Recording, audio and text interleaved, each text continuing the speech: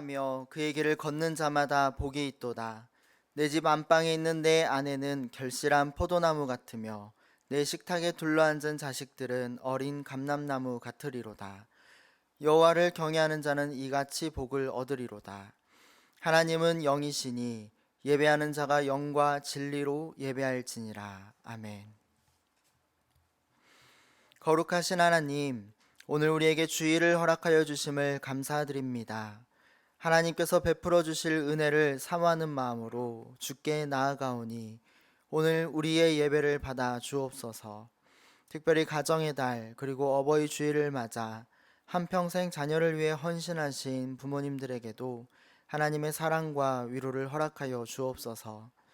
십자가에서도 남겨진 어머니를 기억하신 예수 그리스도처럼 자녀들에게도 부모님을 사랑하는 마음을 더하여 주옵소서. 무엇보다 우리의 어버이 되시는 하나님, 해산의 고통으로 우리를 낳으시고 돌보신 사랑에 감사드리며 이 시간 주님께 영광 돌려드리오니 성령님 우리를 하나님의 품으로 끌어 주옵소서. 주 예수 그리스도의 이름으로 기원하옵나이다. 아멘.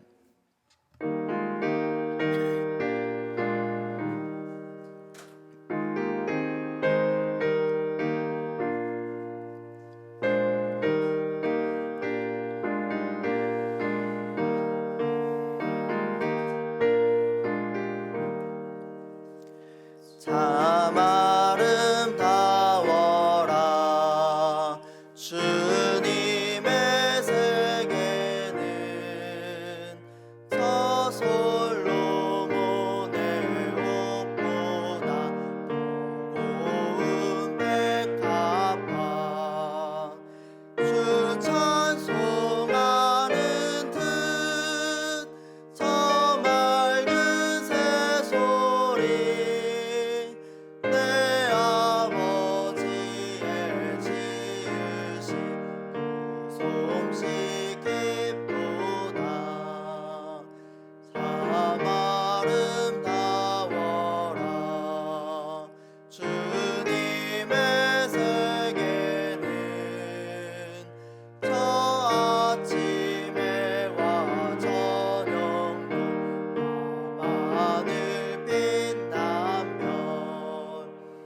망망한 바다와 늘 푸른 보물이 다 주 하나님 영광을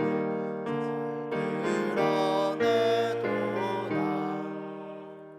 참 아름다워라 주님의 세계는 저 산에 부는 바람과 잔잔한 시냇물 큰 소리 가운데 주 음성 들리니 주 하나님의 큰 뜻을 알 듯하도다.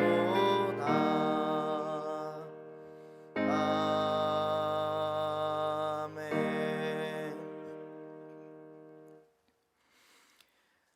여러분은 어떤 하나님을 믿고 경배하십니까?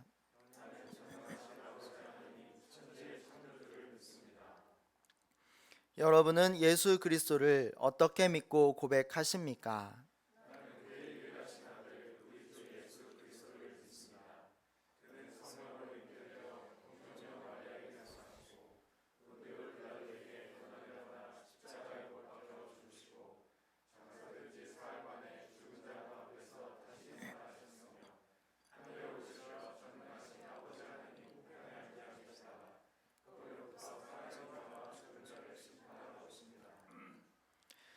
여러분은 성령 안에서 어떤 소망을 갖고 계십니까?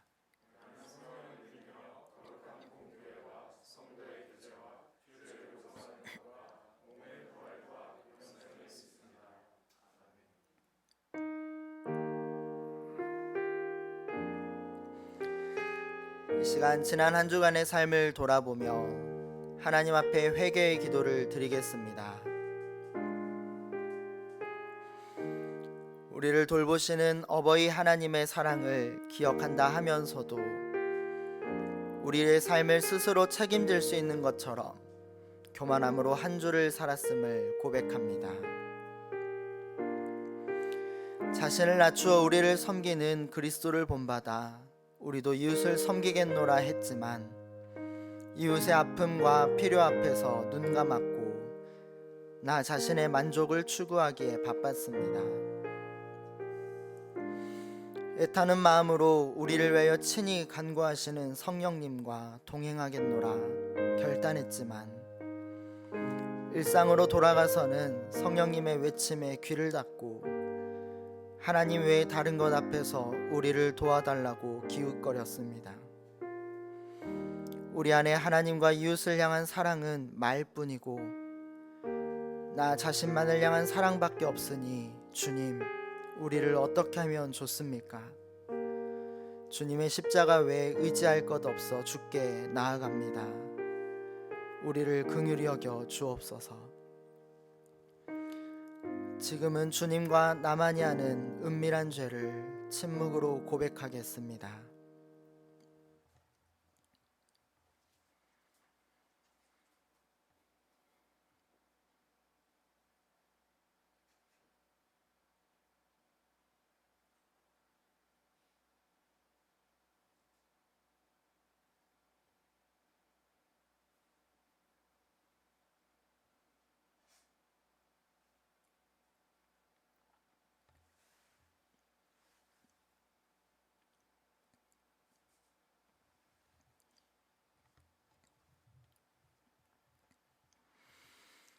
모든 사람이 죄를 범하였음에 하나님의 영광에 이르지 못하더니 그리스도 예수 안에 있는 속량으로 말미암아 하나님의 은혜로 값없이 의롭다 하심을 얻은 자 되었느니라.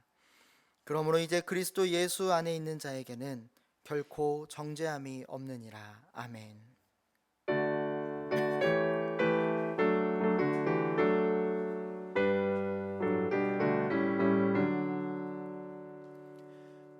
어머니의 넓은 사랑 귀하고도 귀하다. 그 사랑이 언제든지 나를 감싸줍니다. 내가 울 때 어머니는 주께 기도드리고 내가 기뻐 웃을 때에 찬송 부르십니다.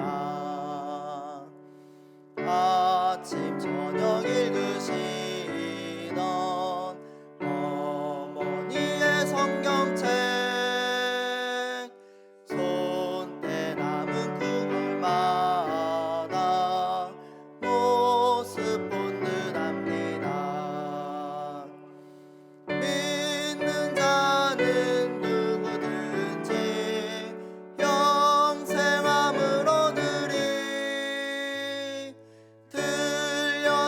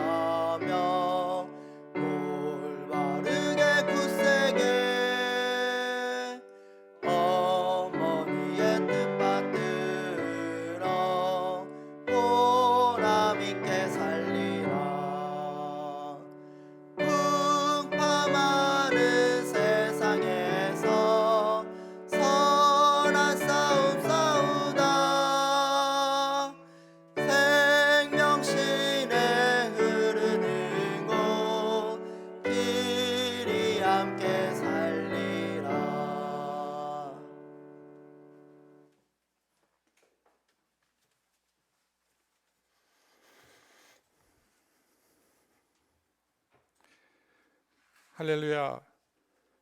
여호와를 경외하며 그의 계명을 크게 즐거워하는 자는 복이 있도다. 하나님 아버지, 새날의 모든 기쁨과 찬양을 주님께 드립니다. 우리의 찬양과 예배를 기뻐 받아 주시고 오늘 하루의 삶을 온전히 주님께 드리며 늘 감사하며 쉬지 않고 기도하는 마음으로 살게 하여 주시옵소서. 비록 지금은 온라인상으로밖에 예배 드릴 수 없지만 함께 정의재단에 모여 찬양하며 말씀 나누며 교제하던 그 시간들을 기억하며 또 그 시간을 간절히 소망하며 각자의 처소에서 예배합니다. 주여, 은혜 내려주시고 함께하여 주시옵소서. 이 땅의 모든 교회들과 성도들이 주님의 뜻대로 성령을 충만히 받아 온 유대와 사마리아 땅끝까지 주님의 증인 되게 하시며 주님의 십자가의 보혈로 세상의 모든 증오가 끝나게 하여 주시고 불신의 벽이 무너지게 해 주시고 주의 이름으로 예배하는 지체들마다 성령의 능력으로 함께 하시어 사랑과 평화의 도구로 쓰임받는 은혜 내려 주실 줄로 믿습니다. 오늘은 부모님의 고귀한 사랑을 생각하는 어버이 주일입니다. 사철에 봄바람 불어있고 하나님 아버지 모셨으니 믿음의 반석도 든든하다, 우리 집 즐거운 동산이라 라는 복된 찬송가의 가사처럼 사랑이 식어가고 인정이 메말라가는 이 시대에 자녀들이 부모를 공경하며 사랑하게 하여 주시고 가정마다 주님의 은혜와 사랑이 넘치는 복된 가정 되게 도와주시옵소서. 특별히 코로나의 어려움 속에서 몸과 마음 바쳐 봉사한 손길들마다 기억하시고 이 고난을 헤쳐나갈 수 있는 지혜와 치유의 은사를 내려주시기를 소망합니다. 우리와 동역하는 삼선학원을 사랑하시사 주님을 경외하고 이웃을 사랑하는 정의로운 이 땅에 꼭 필요한 인재들이 많이 배출될 수 있도록 인도하여 주시옵소서. 항상 주 안에서 하나 되어 예배드리는 삶을 살게 하신 하나님의 크신 사랑에 감사드립니다. 우리의 삶 속에서 더욱더 주님을 찬양하며 더 많은 열매를 맺고 말씀과 기도로 응답받으며 주님 나라의 영광에 동참할 수 있기를 소망합니다. 선포하시는 목사님의 말씀마다 은혜 있게 하여 주시고 우리의 마음밭에 새겨져서 어떤 고난을 만날지라도 지혜로움으로 감사함으로 이겨나가게 하여 주시옵소서. 오늘도 예배하는 모든 이들에게 변치 않는 믿음과 하나님의 말씀의 검과 성령의 능력을 주실 줄로 믿으며 십자가의 보혈로 우리를 죄에서 영원히 건지신 예수님의 이름으로 기도드립니다.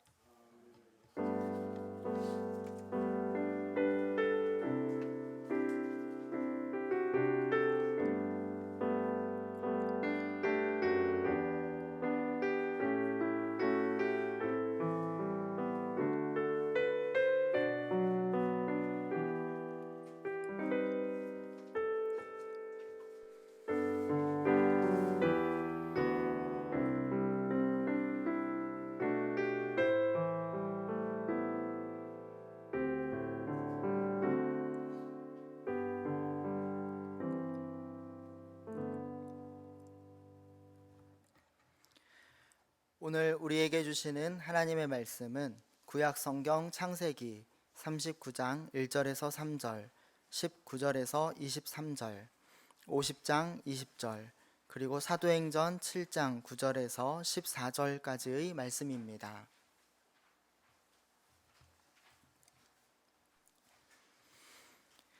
이제 제가 하나님의 말씀을 봉독하겠습니다.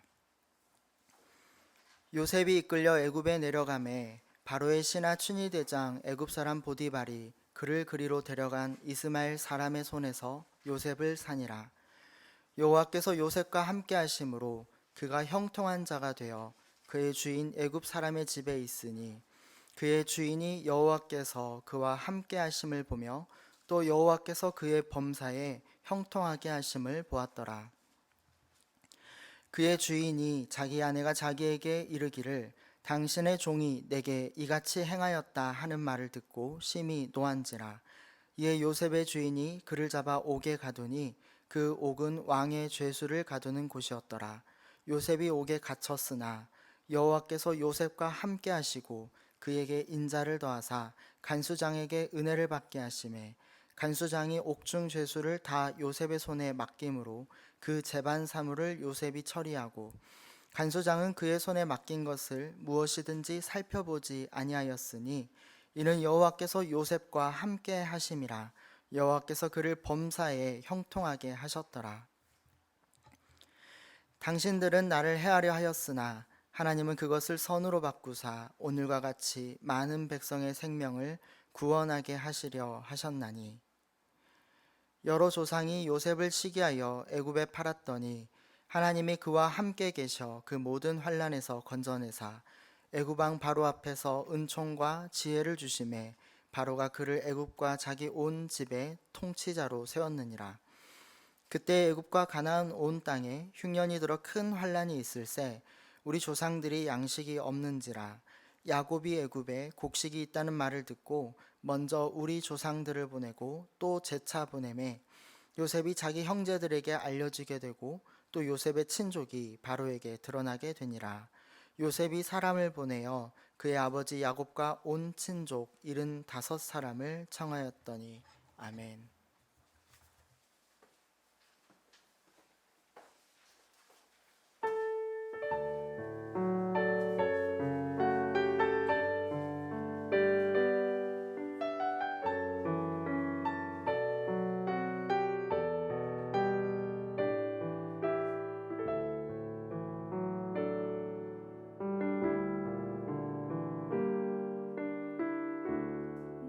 나의 약한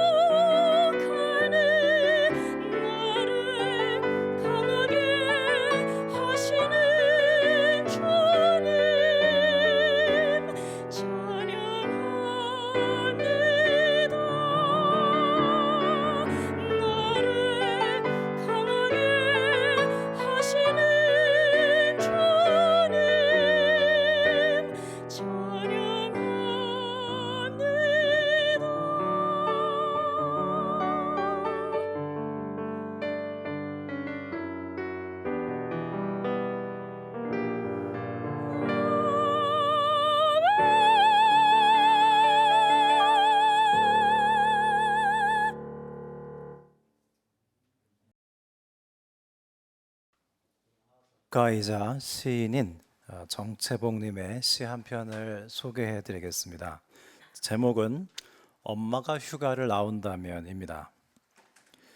하늘나라에 가 계시는 엄마가 하루 휴가를 얻어 오신다면, 아니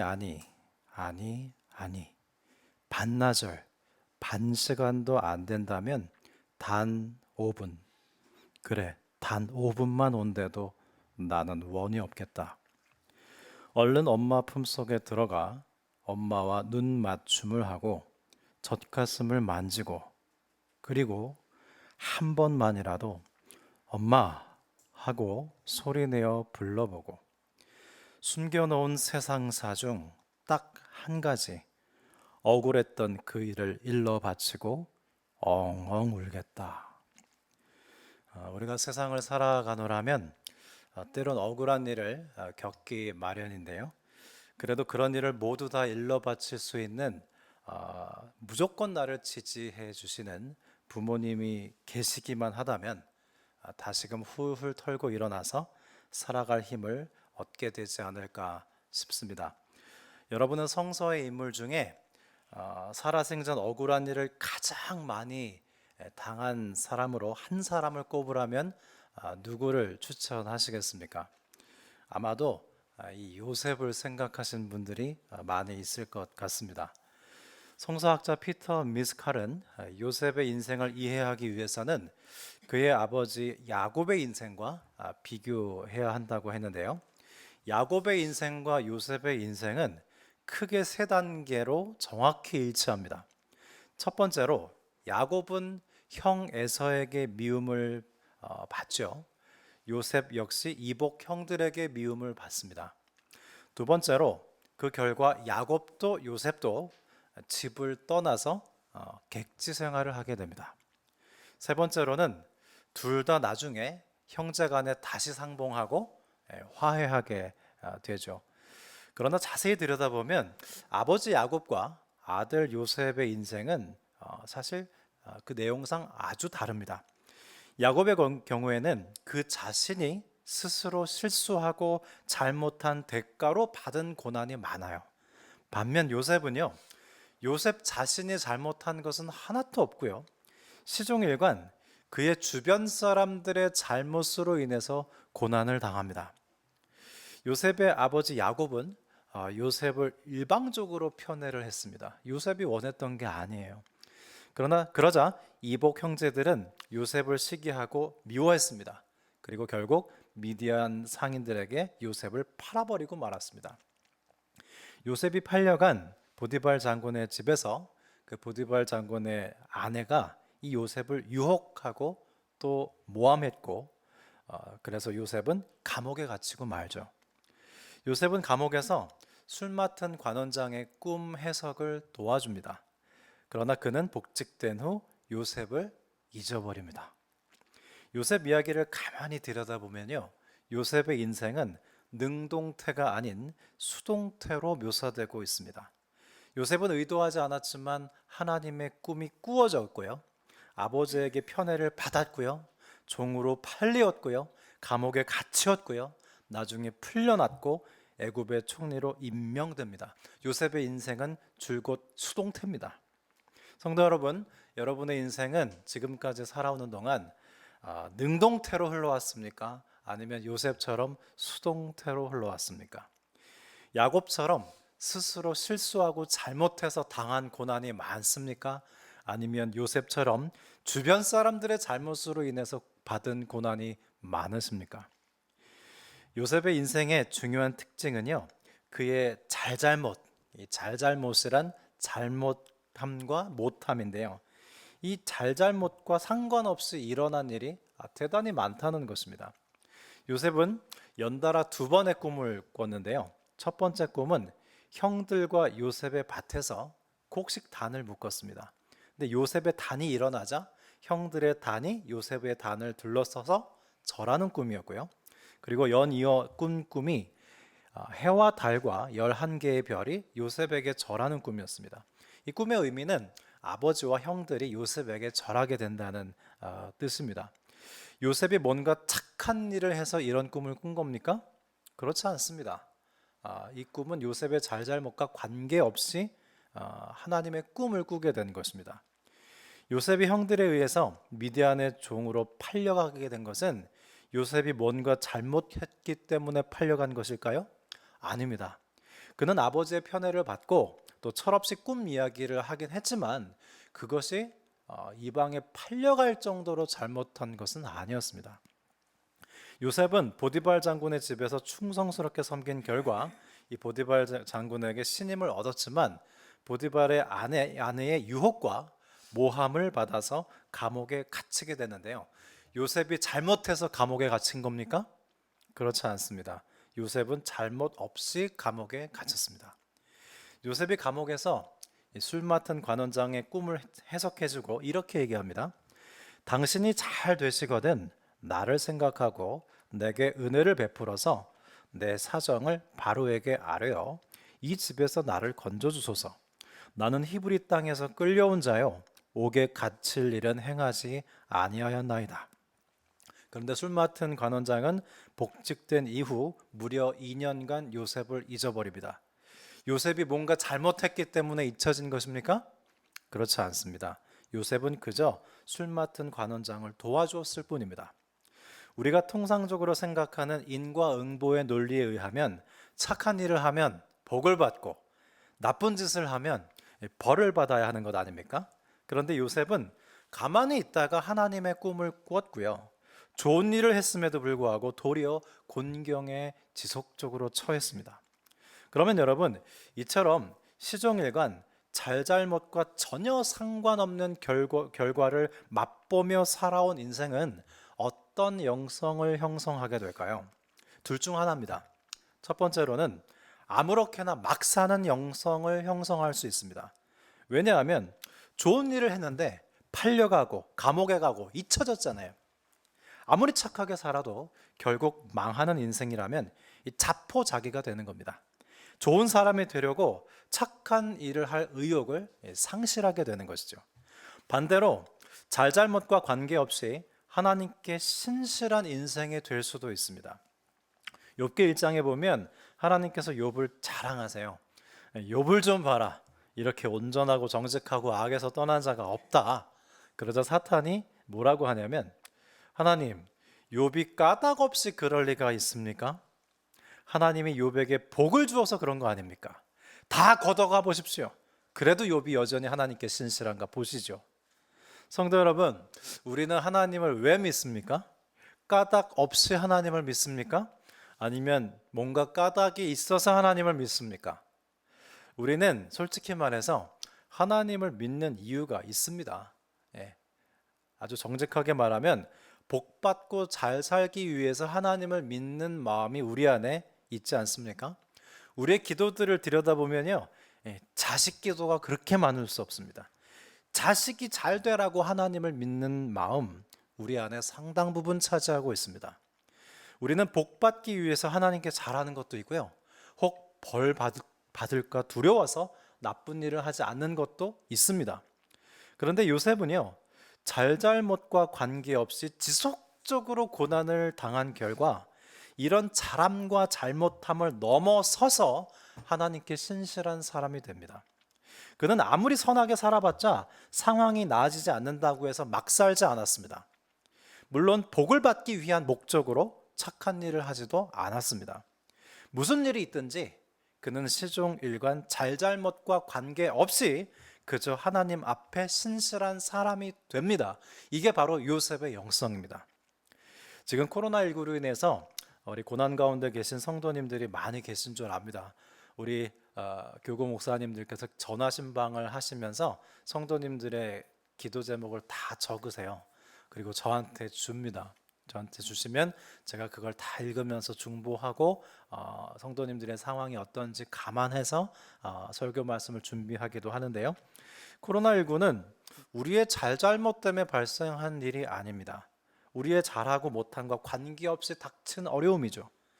어쩌면 하나님께서는 우리로 하여금 요셉처럼 이 인과응보의 세계관을 넘어서서 좋은 일이 있건 그렇지 않건 관계없이 하나님께 신실한 삶을 살도록 우리의 믿음을 도약시키고 있는 것은 아닌가, 그런 생각을 해봅니다.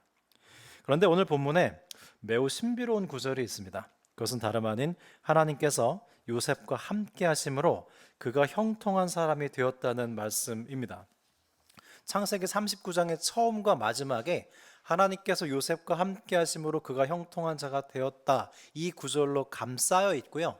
39장 2절, 3절, 21절, 23절 네 차례 걸쳐서 이 말씀이 반복되고 있습니다. 성경은 중요한 말씀을 반복하거든요. 그런데 이 형통하다는 말씀에 쌓여 있는 내용은요, 전혀 형통한 내용이 아닙니다. 요셉이 보디발 장군의 아내에게 유혹을 당했다는 내용과 요셉이 보디발 장군에게 신실함을 지켰음에도 불구하고 도리어 모함을 받고 감옥에 갇혔다는 내용이에요. 그러면 이게 형통한 겁니까?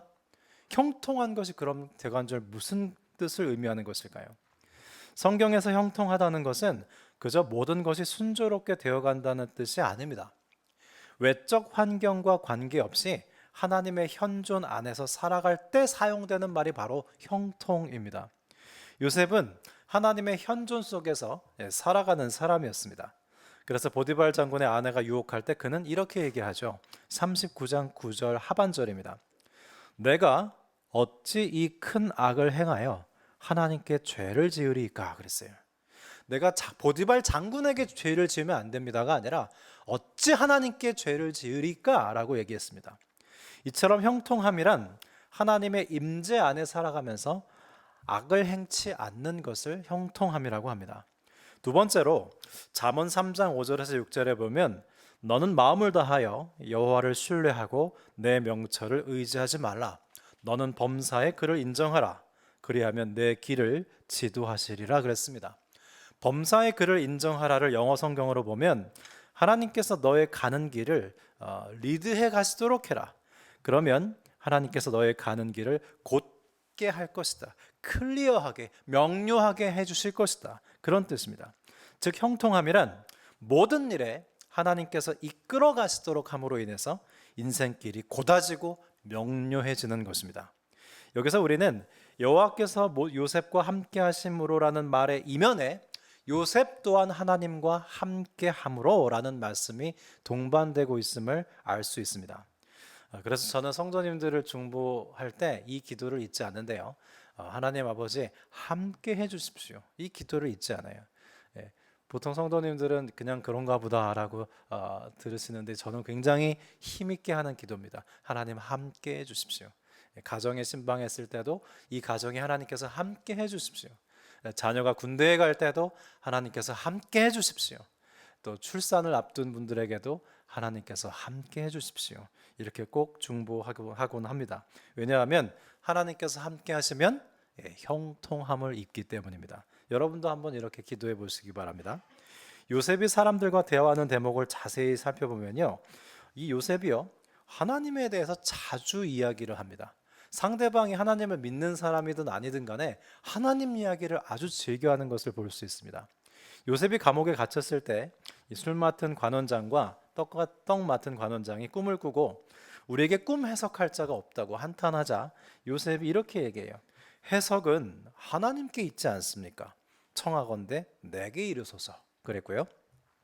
나중에 애굽의 바로가 꿈 해몽을 부탁하자 내가 아니라 하나님께서 바로에게 평안한 대답을 하시리이다 라고 대답합니다.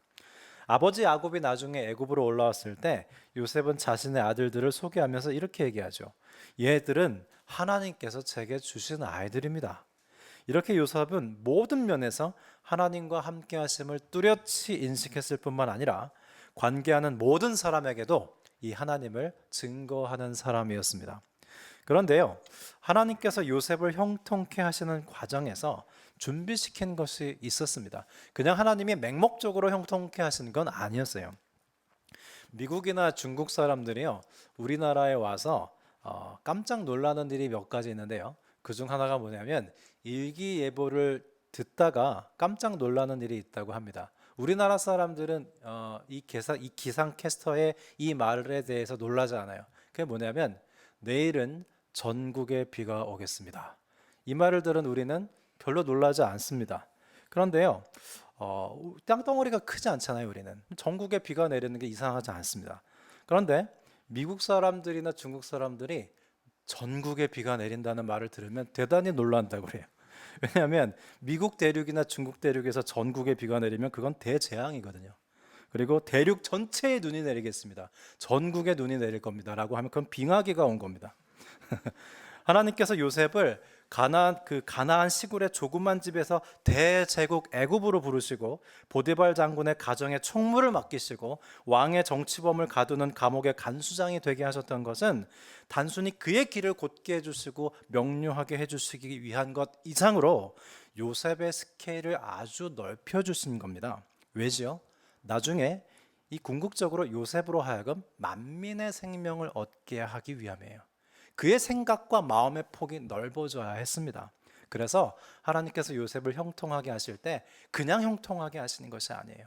만민의 생명을 구원할 사람으로서 그의 도량과 모든 것들을 넓혀가는 형통함의 길을 인도하신 겁니다. 두 번째로 요셉은 감옥 생활을 했습니다.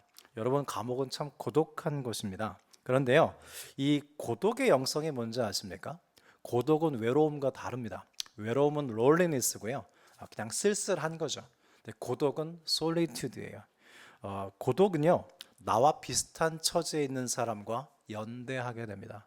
여러분, 병원에 입원해 보신 적 있습니까? 그 아픔의 자리에서 누구도 옆에 있지 않을 때 고독한데요. 고독한 순간 혼자가 아니에요. 제가 병원에 입원했을 때 환우들이 생각나더라고요. 지금 아픈 분들, 고독 가운데 나와 비슷한 처지에 있는 사람들과 하나가 되고 연대를 갖게 됩니다. 그래서 여러분, 수도자들이 수도원에서 들어가서 기도를 하곤 하는데요, 그건 이기적인 게 아니에요. 세상의 모든 고통받는 자들과 유대감을 가지고 그들을 위해서 신실하게 중보하는 것이 수도자들이 수도원에서 가서 하는 기도입니다. 대표적인 예가 바로 토머스 머튼인데요. 토머스 머튼은 유명한 미국의 영성가인데 주로 수도원에서 살았습니다. 그러나 그는 세계 평화를 위해서 영향력 있는 글을 쓰고 평화운동에 막대한 영향력을 행사했던 영성가였어요. 왜요? 그는 수도원에 주로 있었는데요. 세상의 모든 억울한 사람들과 연대하고 그들을 위해서 살았기 때문입니다. 요셉은 감옥 생활을 하면서 모든 고통당하는 사람들과 연대하며 그의 마음의 품을 늘렸습니다. 그래서 요셉이 애굽의 총리가 됐을 때 그가 어떤 일을 했죠? 자기가 원수 갚을 것만 갚았습니까? 자신의 사리 사욕만 취했습니까? 그렇지 않았습니다. 바로의 꿈을 해석하고 보니 앞으로 7년 풍년과 7년 흉년이 올 것을 예상하고 요셉은 큰 창고를 만듭니다. 그리고 곡식을 저장했죠. 왜 그랬습니까? 주변의 많은 민족들을 기근해서 구원하기 위해서였습니다. 그는 일찍부터 감옥에서부터 어려움에 처한 사람들과 마음으로 연대하는 그 마음의 품을 가질 수 있었던 사람입니다. 하나님께서 요셉을 형통케 하시는 과정에서는 그가 장차 만민의 생명을 구원할 자로서 필요한 것들을 갖추게 하시는 형통함이었습니다. 그러던 와중에 요셉의 형제들과도 상봉하게 되고 화해하게 되었습니다. 성도 여러분, 하나님께서는 요셉이라는 인물을 통해서 우리에게 어떤 말씀을 하고자 하시는 걸까요? 요셉의 이야기가 왜 성경에 있을까요? 오늘 우리가 요셉에 대한 말씀을 왜 들어야 할까요? 요셉의 이야기는 단지 요셉이 꿈 한 번 잘 꿔서 애굽에 가서 출세한 다음 형들을 용서했다는 내용이 아닙니다. 요셉은 자신의 잘잘못과 관계없이 지속적으로 고난을 당해온 사람입니다. 그는 그런 시간을 통해서 하나님께 복받기 위해서 신앙생활을 하거나 하나님께 벌받지 않기 위해서 교회 나가는 정도의 신앙을 넘어섭니다. 자신에게 좋은 일이 일어나든 그렇지 않든 간에 그와 관계없이 하나님 앞에 신실한 사람으로 서게 됐습니다. 그래서 요셉은요, 보디발 장군에게도 신실하고요, 그 음탕한 아내에게도 신실하며 간수와 술 맡은 관원장과 떡 맡은 관원장에게도 신실합니다. 바로에게도 신실합니다. 자신을 판 형제들에게도 신실합니다. 그가 만나는 모든 사람에게 신실합니다. 요셉이 왜 그렇게 신실한 줄 아십니까? 여러분, 하나님과의 관계와 사람과의 관계는 연결되어 있다고 했죠. 하나님께 신실한 사람은요, 모두에게 신실합니다. 그렇지 않으면 불편합니다. 성도 여러분, 혹시 선한 삶을 살아오셨음에도 불구하고 억울한 일을 당하기도 하셨습니까? 하나님께서는 우리를 상황과 사람들에 의해서 좌지우지되지 않는 또 하나의 요셉으로 빚고 계신 겁니다. 더불어 악해지거나 더불어 어리석어지지 아니하고 하나님께 신실함으로 모든 사람에게 신실한 인생으로 선한 영향력을 행사한 또 하나의 요셉의 삶으로 우리를 부르고 계시는 겁니다. 우리가 만일 요셉과 같이 잘잘못과 상관없이 하나님 앞에 신실한 영성을 형성하게 된다면 그것 자체로 이미 형통함을 입은 것입니다. 형통함이란 하나님의 현존 안에 살아가며 악에서 떠나고 범사에 하나님을 인정하는 삶이라고 했습니다. 그런데 하나님께서 우리를 형통하게 하실 때는 우리 자신만을 위해서 형통하게 하시지 않습니다. 요셉은 그의 일평생을 통해서 하나님의 구원의 역사를 깨달았어요. 어느 한순간에 깨달은 게 아니에요. 그의 평생을 통해서 깨달았어요. 요셉이 하나님의 구원의 큰 그림을 보고 나니 왜 자신이 종으로 애굽에 팔려와야 했는지 알겠는 겁니다. 그 이유는 만민의 생명을 구원하는 데 쓰임받기 위해서였어요. 모든 것을 합력하여 선을 이루시는 하나님의 뜻 안에서 자신이 쓰임받았음을 알았을 때 자신의 형들도 넉넉히 용서할 수 있었습니다. 오늘은 어버이날입니다. 지난주 어린이날에는요, 부모님들께 사실은 설교 말씀을 전했고요. 오늘은 자녀들에게 말씀을 전하는 날인데요. 가정의 달인 5월은요, 생각만큼 정겹고 다정한 시간만은 아닙니다. 오히려 가정의 달이어서 평소에 덮어놨던 가정의 문제들이 돌출되고 더 힘든 달이 가정의 달이기도 하죠. 우리네 가정에는 사실 문제가 다 많습니다. 기도 제목을 보면 문제 없는 가정은 없더군요. 우리의 가정에는 실제로 우리의 잘잘못과 관계없는 고난이 많습니다. 내가 잘하고 잘못하고와 관계없는 고난이 가장 많은 것이 가정입니다. 우리가 잘했고 못했고를 떠나서 우리 가정에도 편애가 존재해요. 다 똑같이 사랑하지는 않습니다. 다 사랑하긴 하는데 그게 다 똑같지가 않아요. 우리 부모님들은 완전합니까? 우리 부모님들 완전하지 않습니다. 우리 부모님들의 부모님들도 완전하지 않았거든요. 자녀 여러분, 그럼에도 불구하고 부모님께 효도하고 공경하십시오. 이것은 약속에 있는 첫 계명, 10계명, 5계명입니다. 왜 부모님들을 공경해야 되는지 아십니까? 요즘 꼰대들이라고 아주 윗 어른들을 별로 좋아하지 않는데요. 윗 어른들을 공경할 때 우리는 비로소 겸손하고 교만하지 않을 수 있기 때문이에요. 올해는 코로나 때문에 하지 않았습니다만은 우리 교회는 해마다 4월이면 은퇴 목회자들을 모시고 은퇴 목사님들을 대접하고 예배드리고 용돈을 드리는 일을 해왔습니다. 앞으로도 계속할 겁니다. 왜냐하면 우리 목회자들이 겸손해지기 때문입니다. 윗 어른들을 공경할 때 우리는 교만에서 나올 수 있어요. 겸손해질 수 있어요. 무조건 부모님을 공경하십시오. 부모님이 부족해 보이겠죠. 연약해 보이겠죠. 그러나 이건 하나님의 명령입니다. 부모님을 공경하고 존경할 때 우리는 가장 큰 죄인 교만에서 벗어날 수 있고요. 겸손할 수 있어요. 윗 어른들을 공경함 없이 겸손하기는 어렵습니다. 그건 불가능합니다. 그것을 아셔야 돼요. 이건 창조의 질서입니다. 자녀 여러분, 부모님께 효도하고 싶으십니까? 자녀로서 부모님께 할 수 있는 가장 큰 효도가 무엇인지 아십니까? 요셉과 같이 큰 정신을 소유하는 것입니다. 돈 많이 못 벌어도 괜찮습니다. 성공하지 못해도 괜찮습니다. 그러나 큰 정신을 소유하는 것, 부모님보다 더 넓고 고결한 가치를 갖는 것, 그것만큼 큰 효도는 없습니다. 세상사에서 잘잘못과 인간관계 안에서 문제를 해결하려고 복달거리지 마십시오. 하나님과의 신실한 관계 안에서 하나님의 큰 구원의 그림 안으로 들어오십시오. 그리고 요셉과 같이 만민의 생명을 구원하시는 하나님께 다만 쓰임받기를 소망하면서 오늘의 고난과 내일의 소망을 하나님께 봉헌해 드리시기 바랍니다. 하나님께서 함께 하셔서 형통함을 입었던 요셉처럼 하나님께서 함께 하셔서 형통함을 입는 우리 각 가정들이 되시기를 기원합니다. 기도드리겠습니다. 하나님 아버지, 우리에게 생명을 주실 때에 부모님을 통해 세상에 나오게 하셨습니다.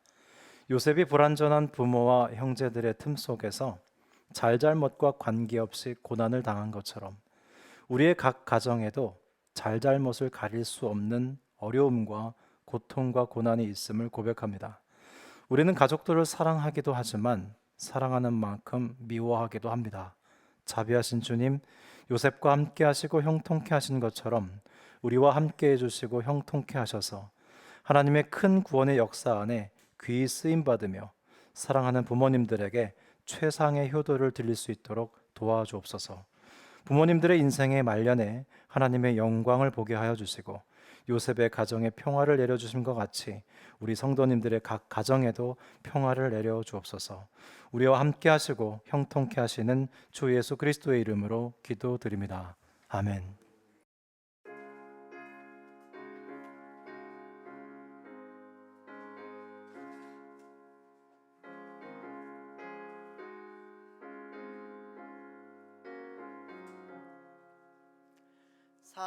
사철의 봄바람 불어있고 하나님 아버지 모셨으니 믿음의 반석도 든든하다. 우리 집 즐거운 동산이라. 고마워라 임마누엘. 예수만 섬기는 우리 집. 고마워라 임마누엘. 복되고 즐거운 하루하루. 어버이 우리를 고이시고 동기들 사랑에 뭉쳐있고 기쁨과 서름도 같이 하니 한간의 초가도 천국이라. 고마워라 임마누엘. 예수만 섬기는 우리 집. 고마워라 임마누엘. 복되고 즐거운 하루하루.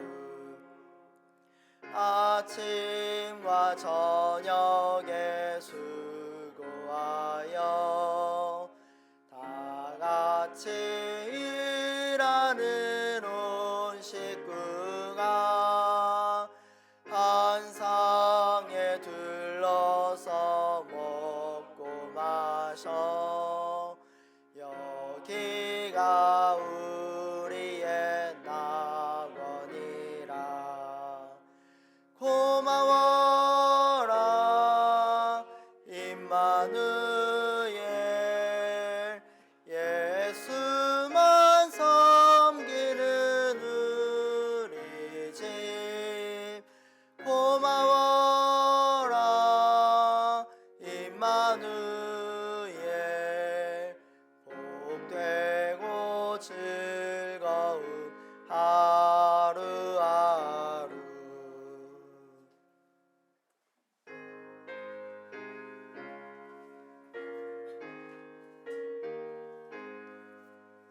진리와 생명 되신 주, 이 몸을 바치옵니다. 믿음과 소망 사랑에 한 마음 되게 하소서. 아멘. 하나님 아버지, 우리에게 가정을 주시고 사랑하는 부모님을 통해 생명을 얻게 하시니 감사를 드립니다. 어버이 주일을 맞아 요셉과 같은 더 큰 정신을 가지고 부모님들께 효도함으로 하나님을 기쁘시게 하고 부모님들을 기쁘시게 하기 원합니다. 주일 헌금과 11조와 감사 헌금과 기타 구제 헌금을 드립니다. 메마른 대지 위에 단비가 내리듯이 필요한 손길 위에 하나님의 사랑이 전해져 깃들게 하여 주옵소서. 주 예수님께서 동행하시는 곳마다 형통함이 임하는 하늘나라가 될 것을 신뢰하오며 주 예수 그리스도의 이름으로 봉헌 기도 드립니다. 아멘.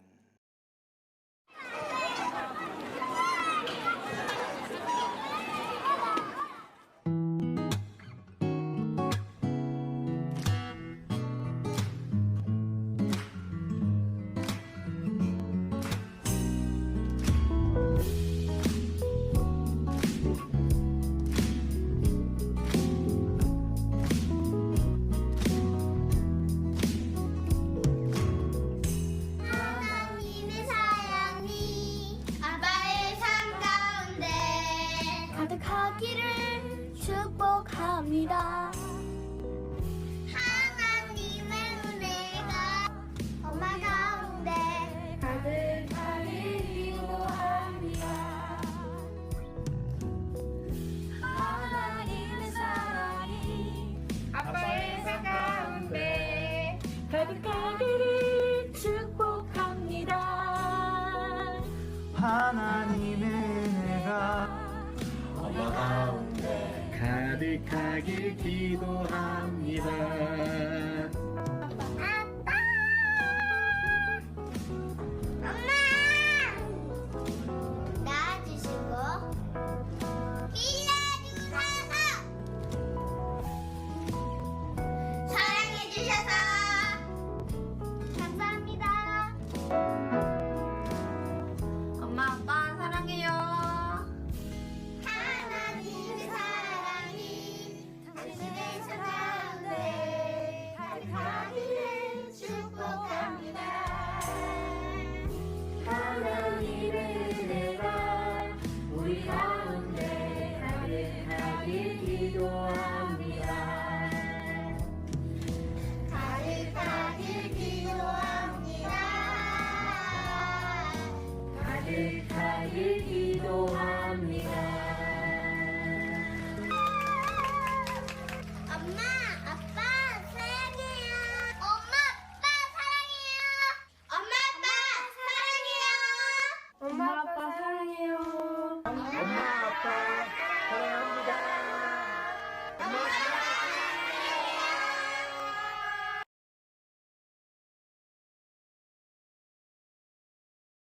네, 어버이 주일을 맞이해서 우리 사랑하는 부모님들께 사랑과 존경의 마음을 드립니다. 70세 이상 모든 분들에게 어버이날 선물을 발송해 드렸습니다.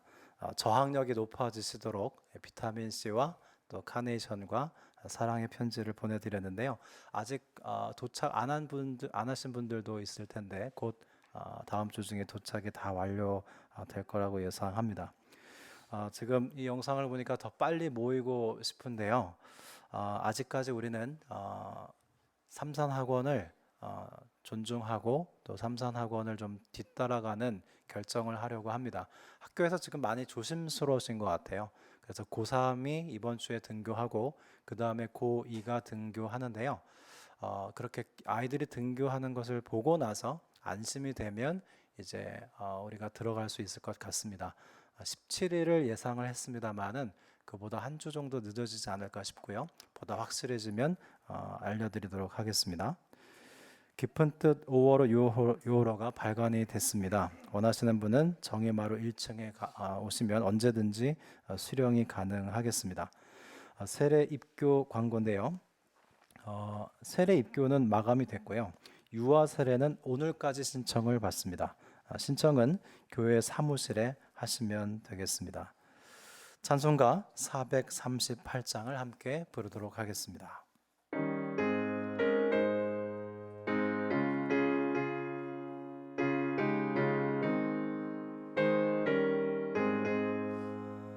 내 영혼이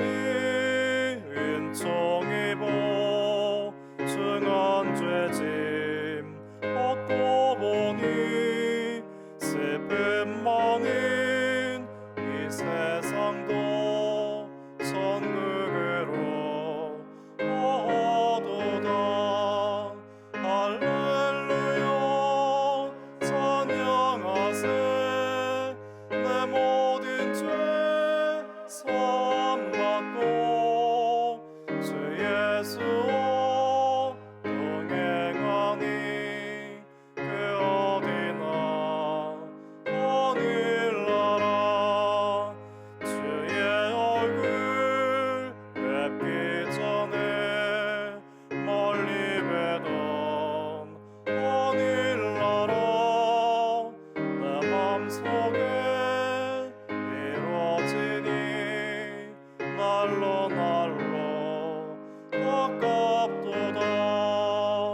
할렐루야 찬양하세. 내 모든 죄